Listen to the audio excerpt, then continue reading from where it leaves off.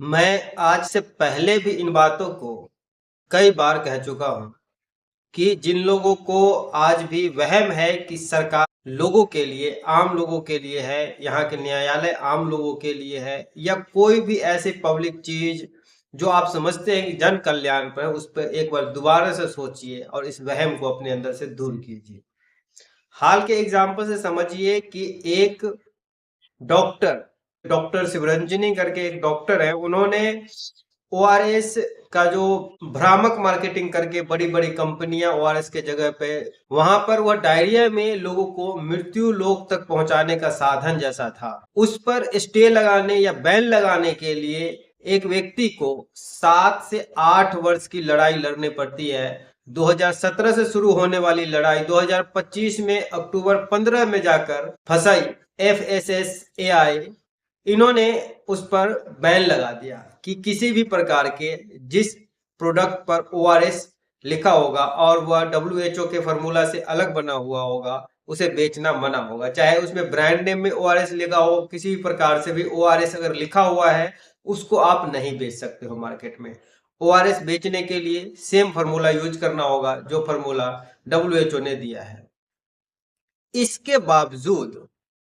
अगले ही दिन एक बड़ी कंपनी जो जॉनसन एंड जॉनसन की बताई जा रही है, इंडिया के अंदर वो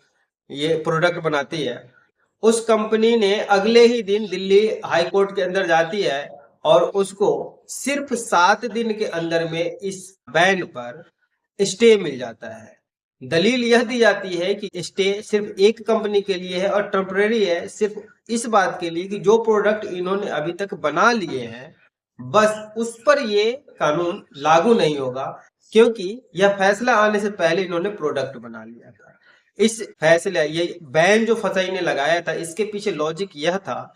कि यह बच्चों को डायरिया में बहुत ज्यादा खराबी करता है, या फिर किसी भी व्यक्ति को जिसको डायरिया है उसको ओआरएस दिया जाता है तो उससे उसको लाभ पहुंचता है, जबकि ओआरएस के नाम से बेचे जाने वाले इस प्रकार के प्रोडक्ट जिसमें भ्रामक तरीके से अत्यधिक मात्रा में चीनी और फ्लेवर ऐड किए गए हैं, वह डायरिया के पेशेंट को उल्टा नुकसान करता है। यह सारी बात जानने के बावजूद सिर्फ इसलिए कि एक बड़ी कंपनी को इससे कुछ करोड़ रुपए की घाटा हो जाएगी, दिल्ली हाई कोर्ट ने इसको प्रोडक्ट बेचने का इजाजत दे दिया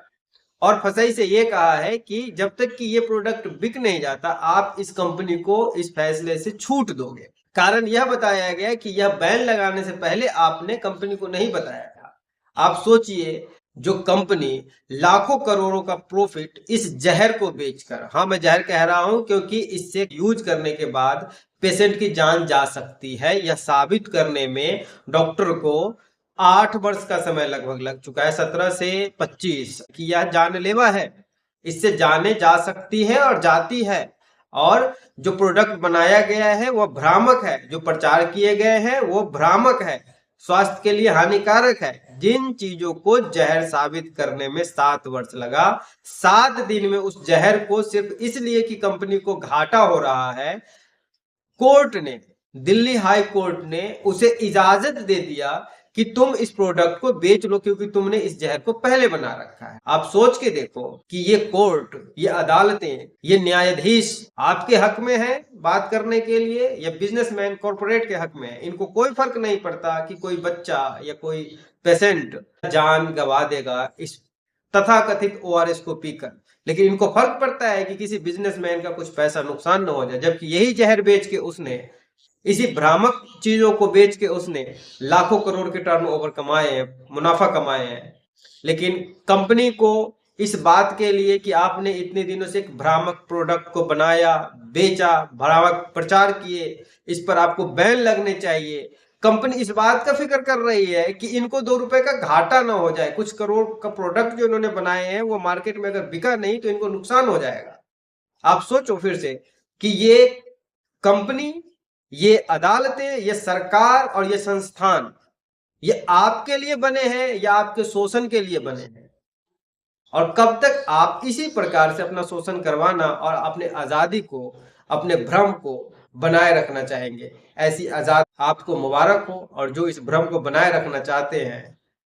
वो तो बनाए ही रखेंगे। लेकिन आप क्यों बनाए रखना चाहते हो? आप एक पब्लिक, एक आम आदमी हो, तो आप क्यों बनाए रखना चाहते हो? मुझे कोई फर्क नहीं पड़ता किसी भी का नोटिफिकेशन आ जाए या अदालती कार्रवाई हो जाए। शर्म आनी चाहिए ऐसे अदालतों को और ऐसे संस्थानों को जो जहर बेचने पे फाइन लगाने के बजाय एक भ्रामक प्रोडक्ट बेचने जो जहरीला है, साबित हो चुका है कि यह डायरिया पेशेंट को नुकसान करता है। इसके बावजूद उन कंपनियों पर जो इन्होंने ऐसे भ्रामक प्रोडक्ट बेचे उस पर फाइन लगाने के बजाय उनको किसी एक कंपनी को भी अगर इस बात के लिए सिर्फ परमिशन दिया जा रहा है कि आपका प्रोडक्ट बना हुआ है, तो यह उनके लिए शर्म का विषय है। ऐसे संस्थान को, ऐसे संस्थान से जुड़े हुए लोगों को भी सजा मिलनी चाहिए कंपनी के साथ साथ।